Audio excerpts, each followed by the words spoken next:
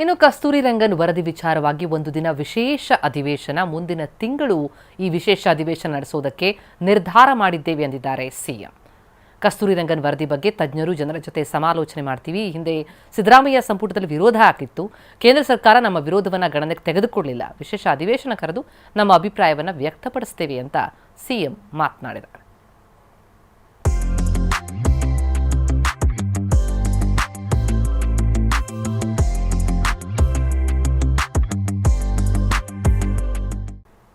ಕಸ್ತೂರಿ ರಂಗನ್ ವರದಿ ಕೇಂದ್ರದಿಂದ ಕರಡು ಅಧಿಸೂಚನೆ ಬಂದಿದೆ. ಸೊ ಇದನ್ನು ಯಾವ ರೀತಿ ನಾವು ರಕ್ಷಣೆ ಮಾಡಬೇಕು ಅಂತ ಹೇಳಿ ಈಗಾಗಲೇ ಚರ್ಚೆ ಮಾಡಿದ್ದೇವೆ. ಹಿಂದೆ ಕೂಡ ನಮ್ಮ ಸರ್ಕಾರ ಇದನ್ನು ತಿರಸ್ಕರಿಸಬೇಕು ಅಂಥೇಳಿ ನಾವು ಕ್ಯಾಬಿನೆಟಲ್ಲಿ ಸಿದ್ದರಾಮಯ್ಯನವರ ಸರ್ಕಾರ ಇದ್ದಾಗ ನಾವು ಅದನ್ನು ಮಾಡಿದ್ದು.